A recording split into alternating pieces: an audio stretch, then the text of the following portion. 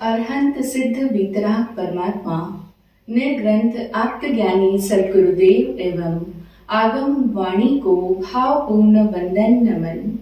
समस्त भव्यात्माओं की भव्यता को प्रणाम। जब एक बालक अपने जीवन के लिए एक दिशा निर्धारित कर लेता है अपनी मति के अनुरूप, वह कुछ बनना चाहता है, कुछ होना चाहता है, लेकिन उसके माता पिता, उसके पारिवारिक जन उससे कुछ और ही अपेक्षा रखते हैं।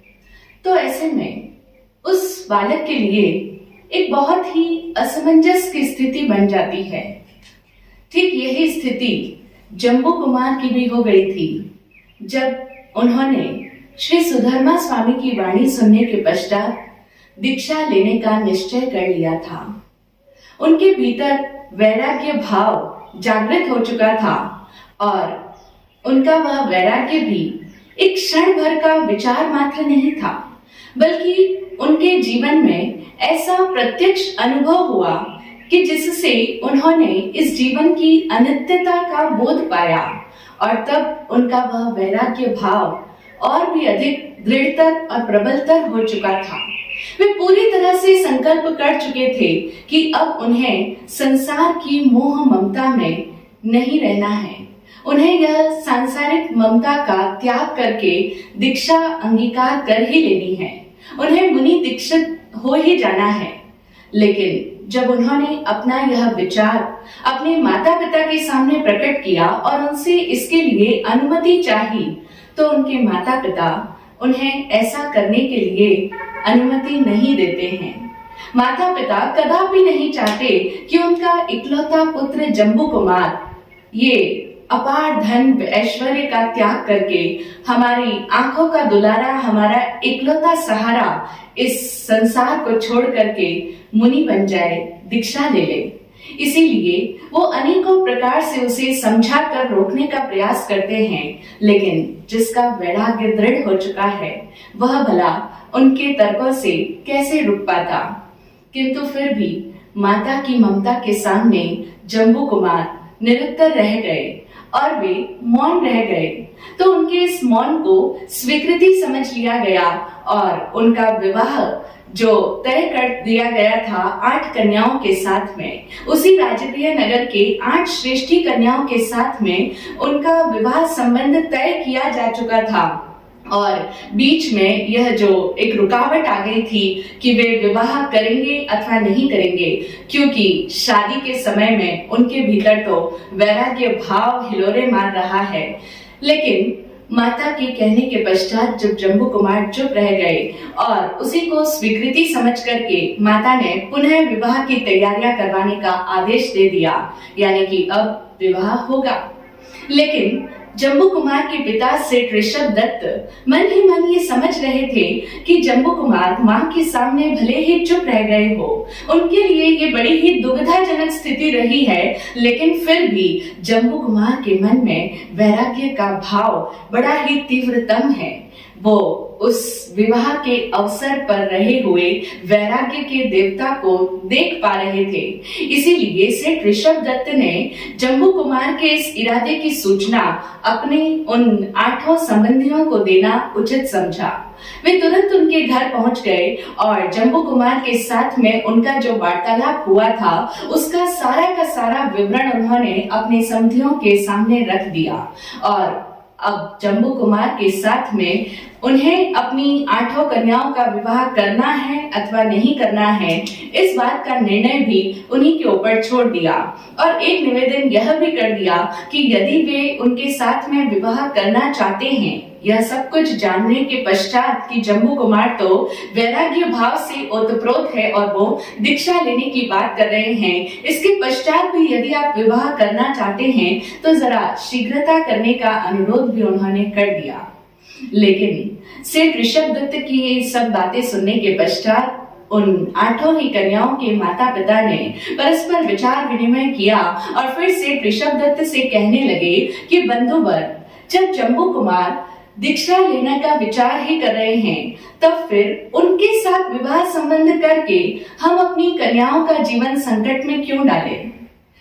इस संसार के अंदर सारे जितने भी सुख होते हैं, उन सभी सुखों को इकट्ठा कर दिया जाए तो भी एक पतिव्रता स्त्री अपने पति का वियोग सहन करके उन सुखों से कदापि संतुष्ट नहीं हो सकती है।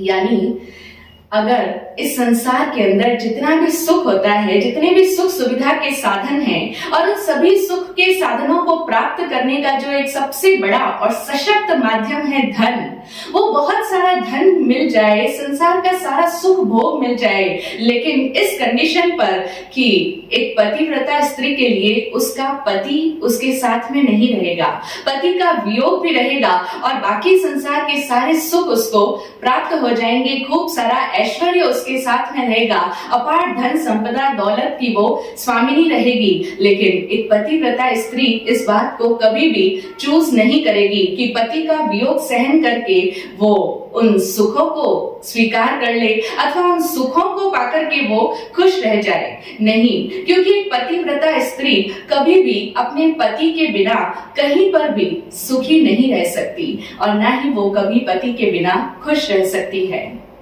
उस समय के लोगों की यही सोच थी, उनकी यही मानसिकता थी कि एक इंसान का महत्व सबसे अधिक है संसार की अन्य तमाम वस्तुओं से भी ज्यादा, और फिर उन वस्तुओं में धन भी आ जाता है, जिसको आज हम कलयुग का सबसे बड़ा देवता कहते हैं कि इस समय में अगर कोई सबसे शक्तिशाली चीज है तो वो है धन। लेकिन उस समय के लोगों के लिए इस तरह की सोच नहीं थी। उनके मन में यही बात थी कि अगर कोई व्यक्ति ना रहे और उसके बावजूद व्यक्ति नहीं हो और उसके पास में संसार की दूसरी सुख सुविधा के साधन हो तो भला उसका क्या प्रयोजन, उनका कोई मीनिंग नहीं रह जाता है। आज इस तरह की सोच नहीं रही है। आज के लोगों की सोच बिल्कुल इससे उलट हो गई है।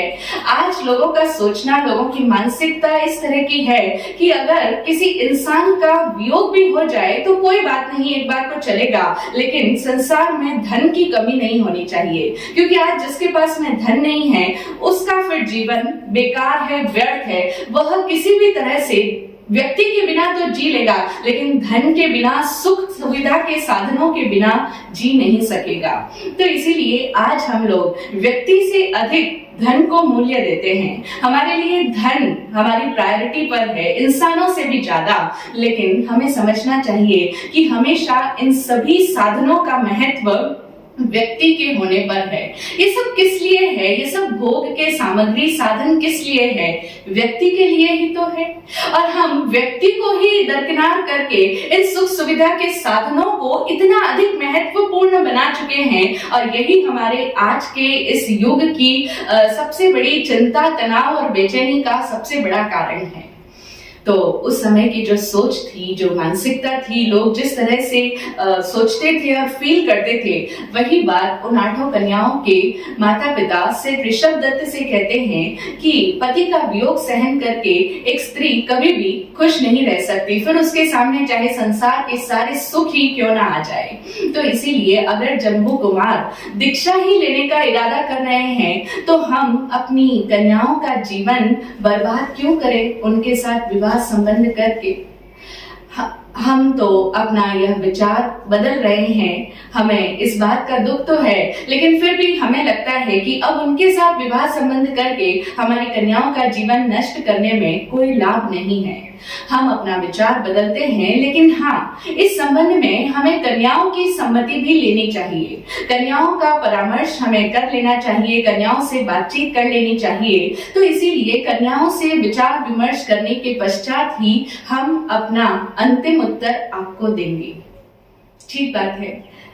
जिन कन्याओं को जम्बू कुमार के साथ विवाह संबंध में बंधना है, जिन्होंने अपने दिल से जम्बू कुमार को पति के रूप में मान लिया है, उन कन्याओं से भी तो उनकी राय पूछना आवश्यक है। तो माता पिता ने 8 ही कन्याओं को एक स्थान पर एकत्रित किया और फिर उन्हें जम्बू कुमार के दीक्षा लेने के इरादे के बारे में बता दिया गया। जैसे ही उन कन्याओं ने ये अचानक अकल्पनीय समाचार को सुना, उन सब का दिल बैठ सा गया। एक क्षण के लिए तो उन्हें अपना पूरा का पूरा जीवन, अपना आगे आने वाला भविष्य अंधकार में दिखाई देने लगा और वे सभी हतबुद्धि रह गई, अवाक रह गई। क्या कहना चाहिए और क्या करना चाहिए यह उन्हें सूझ ही नहीं रहा था और उन सब के चेहरे ऐसे उदास और मायूस हो गए जैसे मानो उनके ऊपर वज्रपात हो गया हो। अचानक से विवाह के समय में अगर किसी लड़की को यह समाचार मिले कि उसका जो होने वाला वर है, उसके जो भावी पति हैं, वो तो दीक्षा लेने के लिए विचार बना रहे हैं, वो विवाह में जरा भी उत्सुक नहीं है, तो यह घटना तो एक वज्रपात सरीखी ही मानी जाएगी। उन कन्याओं की भी स्थिति ऐसी ही थी, वो कुछ समझ ही नहीं पा रही थी। उन्हें अपने सामने सब कुछ अंधियारा सा नजर आने लगा था, लेकिन वे इंतजार कर रही थी कि कोई तो कुछ बोले। सभी एक दूसरे के मुंह के सामने कौन पहले कुछ बातचीत करना शुरू करे, इस बारे में क्या करे, क्या सोचे, ऐसे कौन पहले बोले, इसकी राह देख रही थी।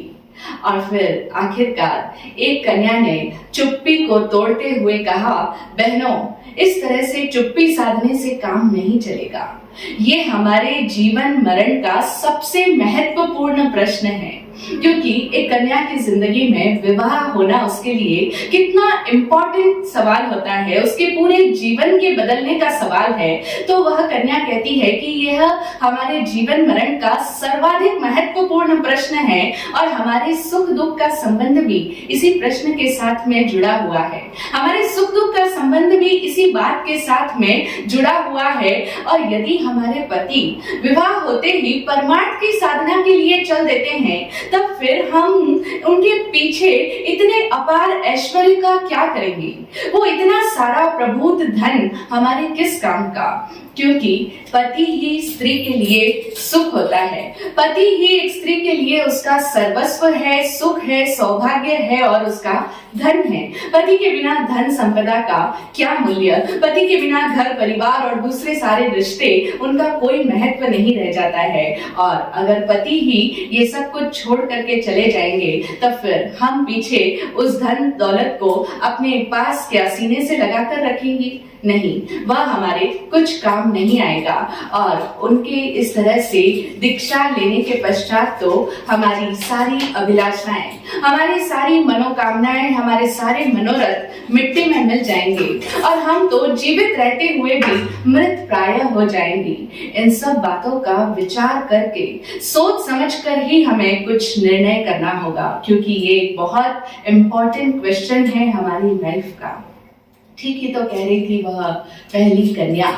इसीलिए उनकी बात को सुन करके अब दूसरी कन्या ने भी हिम्मत की और वह कहने लगी कि बहन, जब जम्बू कुमार को दीक्षा ही लेनी थी तो उन्होंने अपना यह निर्णय पहले ही क्यों नहीं सुना दिया? उन्हें अपना यह विचार पहले ही प्रकट कर देना चाहिए था। और इस तरह से हम लोगों की जिंदगी के साथ में खिलवाड़ करना क्या उन्हें शोभा देता है? यह तो हमारा घोर अपमान है। नारी जाति के प्रति ऐसा निष्ठुर व्यवहार करने का उन्हें भला क्या अधिकार है? इधर तो विवाह की तैयारियां हो रही है और उधर वर राजा मुनि बनने का मनोरथ कर रहे हैं। उनके जाने के पश्चात हम अपना मुंह इस दुनिया को दिखाने के लायक भी नहीं रह जाएगी और हमारी स्थिति तो इस तरह की हो जाएगी कि ना इधर के रहे ना उधर के रहे, ना खुदा ही मिला ना विसाले सनम, यानी हम बीच मझधार में रह जाएगी। इस तरह से हमें बीच मझधार में छोड़कर चल देना क्या न्याय संगत व्यवहार कहा जा सकता है? दूसरी कन्या की बात सुनकर तीसरी ने कहा, बहन, तुम बिल्कुल ठीक कहती हो। जब उन्हें दीक्षा ही लेनी थी और जब उन्हें हमारा परित्याग करके संयम मार्ग का ही अनुसरण करना था, तब फिर हमारे ऊपर विवाह का यह वज्र क्यों गिरा रहे हैं?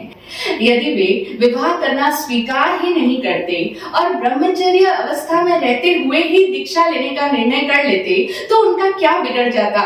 कम से कम हम लोग इस अपमानजनक, लज्जाजनक, असमंजस की स्थिति का सामना तो हमें नहीं करना पड़ता।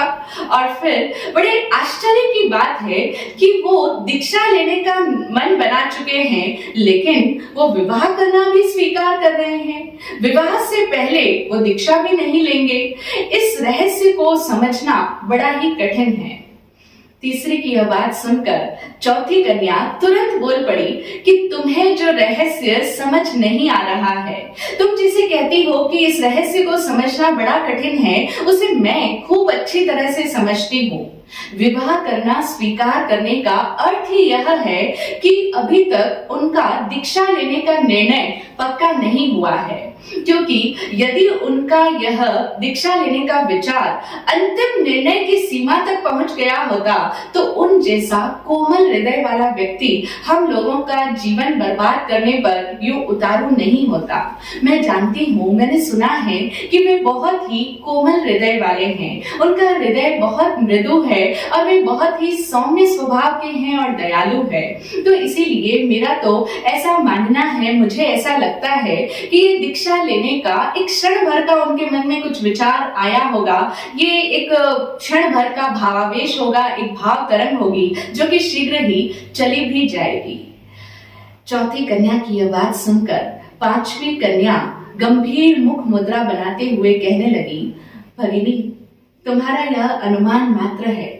तुम यह जो कह रही हो कि यह उनका मात्र एक विचार होगा, ऐसा तुम्हारा अनुमान मात्र है। और यदि उनका दीक्षा लेने का संकल्प दृढ़ हुआ तो फिर हमारी क्या गति होगी, क्योंकि विवाह का संबंध जिंदगी भर का संबंध है और उस विवाह के संबंध को उन दोनों के जीवित रहते हुए किसी भी तरह से उसे बीच में तोड़ना नीति सम्मत नहीं है। और धर्म भी इस बात की मनाही करता है, यानी धर्म भी हमें उस संबंध को बीच में तोड़ना उचित नहीं कहता है, उसकी मनाही करता है।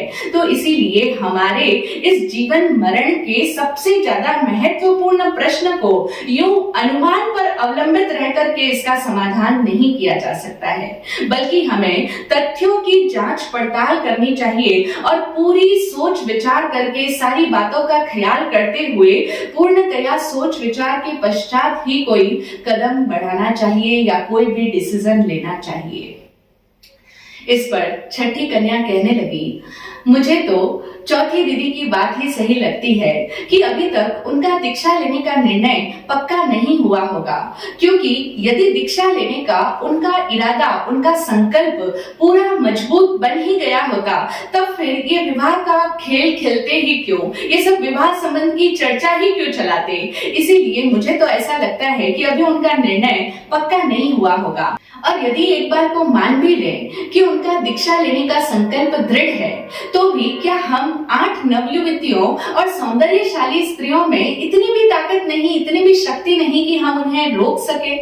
अभी तो वे संयम पद के लिए उम्मीदवार ही हैं। बड़े बड़े ऋषि मुनि भी अपनी वर्षों की तपस्या को भुला करके स्त्रियों के मोह जाल के आकर्षण में फंस जाते हैं। ऐसी कथाएं हम सब ने सुनी हैं और ऐसा प्रतिदिन देखने में भी आता है। तो इसीलिए हम सब लोग मिल करके उन्हें अपने हृदय के अनुराग से बांध लेगी। हम भी उन्हें अपने दिल के प्रेम भाव के धागे में ऐसा बांध लेगी कि वो हमें कहीं छोड़ करके जाएंगे ही नहीं। और फिर उनकी ये साधुत्व की इच्छा तभी तक है जब तक कि उन्होंने हमारा यह रति को भी लज्जित करने वाला ऐसा अनुपम रूप सौंदर्य अभी देखा नहीं है। जब वो अपनी आंखों से हमारे इस सुंदर चेहरे को, हमारे इस अनुपम रूप सौंदर्य को देखेंगे तो उनका सारा वैराग्य हिरण हो जाएगा। छठी कन्या की इस बात को बीच में ही काटते हुए सातवीं कन्या गंभीरता के साथ में बोली कि बहन, हमें इस समस्या पर गंभीरता से विचार करना चाहिए। और फिर छठी कन्या की ओर देखती हुई कहने लगी कि दीदी, आप जो बात कह रही हो उसमें साहस और शक्ति तो साफ झलकती है, लेकिन ये तो हास्य विनोद की बात है और आपकी बातों में गंभीरता का अभाव है। लेकिन फिर भी आपका आशय यही है कि हमें उनके साथ में विवाह संबंध स्वीकार कर लेना चाहिए। मैं भी इसी मत का समर्थन करती हूँ, क्योंकि हमारे धर्मशास्त्र भी इसी बात की शिक्षा देते हैं कि एक बार हमने हृदय से जिसका वरण कर लिया है और जिसकी मनोहर मूर्ति को हमने अपने मन मंदिर में प्रतिष्ठित कर लिया है, वो हमारे मानसिक रूप से पति बन चुके हैं। यद्यपि समाज और नीति की आचार व्यवस्था की दृष्टि से हम अभी भी इस विवाह संबंध को अस्वीकार कर सकती है, लेकिन धर्म हमें ऐसा करने से रोकता है। इसीलिए मेरा तो यही कहना है कि हमें अपने भाग्य का भरोसा करते हुए इस विवाह संबंध को स्वीकार कर लेना चाहिए। 7वीं कन्या की यह बात सुनकर 8वीं कन्या ने कहा कि बहन, आपने तो मेरे ही मन की बात कह दी। और फिर हमारे सामने महासती राजीमती और भगवान अरिष्ट नेमि का आदर्श है, जो हमें ये सिखाता है कि एक बार जिसे हम अपने हृदय में पति के रूप में स्थान दे चुकी है, फिर हम किसी अन्य को वह स्थान भला कैसे दे सकती है।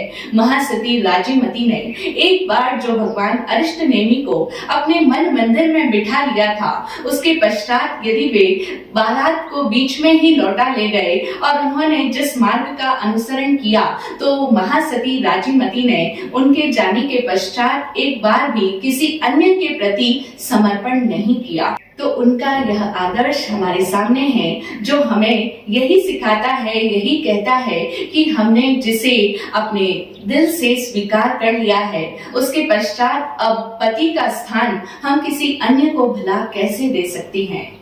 उन 8 ही कन्याओं के बीच इस बारे में बड़ी देर तक चर्चा चलती रही। सभी लोग अपने अपने मन की बात कहते चले गए और फिर आपसी विचार विमर्श के पश्चात निश्चय यही हुआ कि हमें जम्बू कुमार के साथ यह विवाह संबंध स्वीकार कर लेना चाहिए। इस स्वीकृति को उन्होंने अपने माता पिता को भी सुना दिया और जब माता पिता ने यह बात सुनी तो उन्हें उन कन्याओं का यह निर्णय समझ तो नहीं आया, लेकिन कन्याएं स्वयं समझदार हैं, विदुषी हैं, पढ़ी लिखी हैं और अपने जीवन के बारे में अच्छी तरह से समझती है कि किसमें उनका भला है। अपने हित अहित की बातें समझने के लिए वे पूर्ण रूपेण योग्य हैं, समझदार हैं, काबिल है। तो इसीलिए माता पिता को भी कन्याओं का यह निर्णय विवश होकर के स्वीकार करना पड़ा। बस फिर क्या था, दोनों पक्षों की ओर धूमधाम से विवाह की तैयारियां प्रारंभ हो गई। हम जानते हैं कि जम्बू कुमार के भीतर वैराग्य का भाव बड़ा ही प्रबल था, बड़ा ही गहरा था, लेकिन वो इस परिस्थिति से बच नहीं पाए और घर परिवार में विवाह की शहनाइयां गूंजने लगी। सबके हृदय में प्रसन्नता व्याप्त हो गई, लेकिन उस प्रसन्नता के बावजूद उन सब के हृदय की गहराई में, प्राणों के कहीं गहरे प्राण में एक अज्ञात डर अथवा कहें एक शंका कहीं सुरक्षित स्थान लेकर के बैठी थी। यानी एक शंका भी मौजूद थी, क्योंकि जम्बू कुमार का निर्णय विवाह का नहीं था, बल्कि वो तो वैराग्य के देवता थे। खैर, फिर भी बड़े ही ठाट बाट के साथ विवाह के सारे दस्तूर संपन्न किए गए और अच्छे मुहूर्त के अंदर विधि पूर्वक 8 कन्याओं के साथ में जम्बू कुमार का पाणी ग्रहण संस्कार संपन्न हो गया और विवाह विधि पूर्ण होने के पश्चात बारात पुनः लौट आई। अब विधि पूर्वक जम्बू कुमार विवाहित हो चुके हैं, 1 नहीं 2 नहीं 8 कन्याओं के साथ में। लेकिन जम्बू कुमार का हृदय अब, जैसा कि उन कन्याओं ने कहा था कि हमारे रूप सौंदर्य का दर्शन करने के पश्चात जम्बू कुमार का हृदय अवश्य ही परिवर्तित हो जाएगा, तो क्या जम्बू कुमार का हृदय परिवर्तित होता है? जम्बू कुमार के हृदय में जो जागृति घटित हुई है, वह जागृत रह पाती है अथवा पुनः सुप्त हो जाती है? आगे क्या घटित होता है, सुनते हैं हम उसको अगले भाग में। आज इतना ही। ओम शांति, ओम शांति।